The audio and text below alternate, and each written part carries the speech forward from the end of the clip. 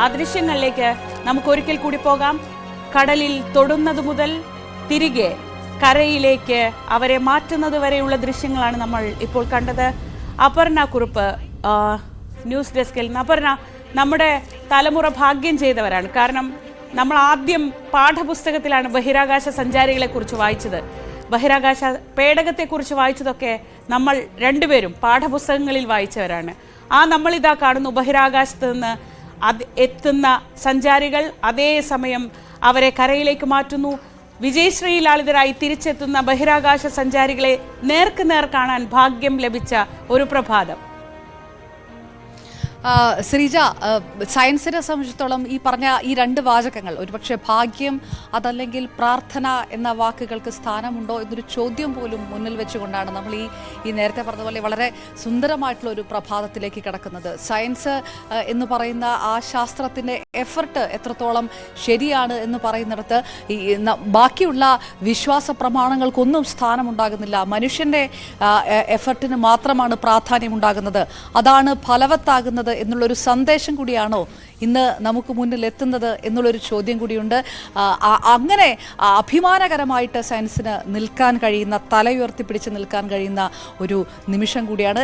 ആദ്യം തന്നെ ഞാൻ കടക്കുന്നത് നാസയുടെ ഏറ്റവും പുതിയ അപ്ഡേറ്റിലേക്കാണ്. ഇപ്പോൾ ഇവർ 4 പേരും ടെക്സസിലെ ഹൂസ്റ്റണിൽ, പ്രത്യേകിച്ച് 4-ൽ കൂടുതൽ ബുച്ച് വിൽമോറും സുനിതയുമാണ് പ്രധാനമായിട്ടും.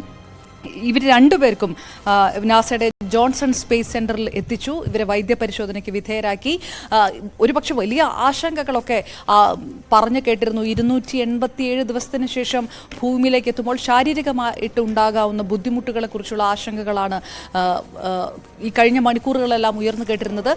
അതങ്ങനെ ഭയപ്പെടേണ്ട ആവശ്യമില്ല എന്നും ആരോഗ്യനില ഭേദമാണ് എന്നുള്ള നാസയുടെ അറിയിപ്പാണ് ഒരു 15 മിനിറ്റ് മുമ്പ് വന്നിട്ട്. ഏറ്റവും പുതിയ അപ്ഡേറ്റ് അതാണ് ഏറ്റവും പ്രധാനപ്പെട്ട കാര്യം. അതിലാണ് നമ്മൾ എടുത്ത് പറയേണ്ടത്. പിന്നെ നേരത്തെ ശ്രീജ പറഞ്ഞതുപോലെ തന്നെ ഈ അനിശ്ചിതമായി തുടർന്ന ഈ ബഹിരാകാശ ജീവിതം അത് 9 മാസത്തിനു ശേഷം അവസാനിക്കുമ്പോൾ ഇന്ന് രാവിലെ 3:30 ലോകം മുഴുവൻ ഉറ്റുനോക്കുകയായിരുന്നു. അപ്പോൾ ഈ നേരത്തെ പറഞ്ഞ പോലെ ഈ പ്രാർത്ഥനകൾ തന്നെ അതിനൊപ്പം ഉണ്ടായിരുന്നു. പക്ഷേ സയൻസ് അത് കൃത്യമായിട്ട് പ്ലാൻ ചെയ്തിട്ടാണ് നടപ്പാക്കിയത് എന്ന് തന്നെ പറയണം.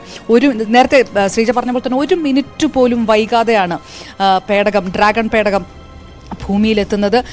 മെക്സിക്കോ ഉൾക്കടലിൽ ഡ്രാഗൺ പേടകം സുരക്ഷിതമായിട്ട് ലാൻഡ് ചെയ്യുന്നു. സ്പ്ലാഷ് ഡൗണിലൂടെ ലാൻഡ് ചെയ്യുന്നു. അതിൻ്റെ കടലിൻ്റെ സ്ഥിതിഗതികൾ പോലും നേരത്തെ പരിശോധിച്ച് അതുപോലും ഉറപ്പുവരുത്താൻ കഴിഞ്ഞിരുന്നു എന്നുള്ളത് കൂടി എടുത്തു പറയണം. ലാൻഡ് ചെയ്യുമ്പോൾ തന്നെ സ്പേസ് റിക്കവറി കപ്പൽ ഈ ഡ്രാഗൺ ഷിപ്പിന് അടുത്തേക്ക് എത്തിച്ചേരുന്നു. ഇവരെ ഈ സ്ട്രെച്ചറിലാണ് മാറ്റുന്നത്. കാരണം ഏത് തരത്തിലാണ് ശാരീരിക നില എന്നുള്ള വലിയ ചോദ്യം ഉണ്ടായിരുന്നത് കൊണ്ട് അപ്പോഴും ഒരു മിനിറ്റ് അല്ലെങ്കിൽ ഒരു സെക്കൻഡ് ഇവരെ എഴുന്നേറ്റ് നിൽക്കാൻ ആവശ്യപ്പെടുകയാണ് ചെയ്തത്. അതിനുശേഷമാണ് ഇവരെ സ്ട്രെച്ചറിലാക്കി കൊണ്ടുപോയത്.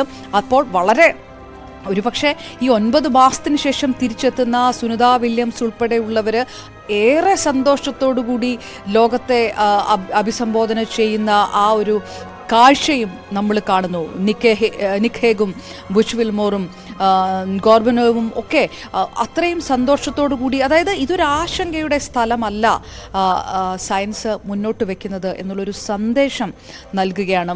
നമ്മളിത് അറിയുന്നത് പോലെ ഇവർ പോയത് ക്രൂ 9-ലായതുകൊണ്ട് തന്നെ തിരിച്ച് എത്തുമ്പോൾ സുനിതയും ബുച്ച് വിൽമോറും പാസഞ്ചേഴ്സ് മാത്രം ആയിട്ടാണ് തിരികെ വന്നത്. കാരണം സ്റ്റാർലൈനിലെ പരിശീലനം അവർക്ക് ഇതിനകത്തുണ്ടായിരുന്നില്ല. നിക് ഹേഗും ഗോർബനോവുമാണ് ഇത് വാഹനത്തെ നിയന്ത്രിച്ചിരുന്നത്. അതുകൊണ്ട് തന്നെ ഇവർ യാത്രക്കാരായിട്ടാണ് സുനിതയും ബുച്ചും തിരികെ എത്തുന്നത്. 287 ദിവസം ISS-ൽ കഴിയേണ്ടി വരുമ്പോൾ 150ഓളം റിസർച്ചുകൾ ഇവർ നടത്തി എന്നുള്ളതാണ് ഏറ്റവും പ്രധാനപ്പെട്ട കാര്യം. ഈ റിസർച്ചുകളുടെ ആകത്തുക എന്താണ്? ഇത്രയേറെ കാലം ബഹിരാകാശത്ത് റിസർച്ച് നടത്തുമ്പോൾ അതിൽ 90 റിസർച്ചുകൾ, 90 മണിക്കൂറുകൾ ആണ് നടത്തിയ റിസർച്ച്. 90 മണിക്കൂറുകൾ സ്പേസിൽ റിസർച്ച് നടത്തുക, ഗവേഷണം നടത്താൻ മനുഷ്യകുലത്തിന് കഴിയുക എന്ന് പറയുന്നത് ഒരുപക്ഷെ അസാധ്യമെന്നുള്ള ആ തരത്തിൽ പോലും വിശേഷിപ്പിക്കാവുന്ന ഒരു കാര്യമായിരുന്നു. കഴിഞ്ഞ ഒരു 10 വർഷത്തിനിടയിലൊക്കെ അതാണ് നടന്നിരിക്കുന്നത്. ആ റിസർച്ചിൻ്റെ ആകെത്തുക എന്താണ് വരാൻ പോകുന്നത് എന്നുള്ളത് കൂടെ കാണേണ്ടിയിരിക്കുന്നു. ഇന്ത്യയെ സംബന്ധിച്ചും ഏറെ സന്തോഷകരമായിട്ടുള്ള ഒരു സമയമാണ്. പ്രധാനമന്ത്രി നരേന്ദ്രമോദി അടക്കം സുനിതയ്ക്ക് വളരെ ഹൃദയം നിറഞ്ഞ കത്തൊക്കെയാണ് എഴുതിയിരുന്നത്.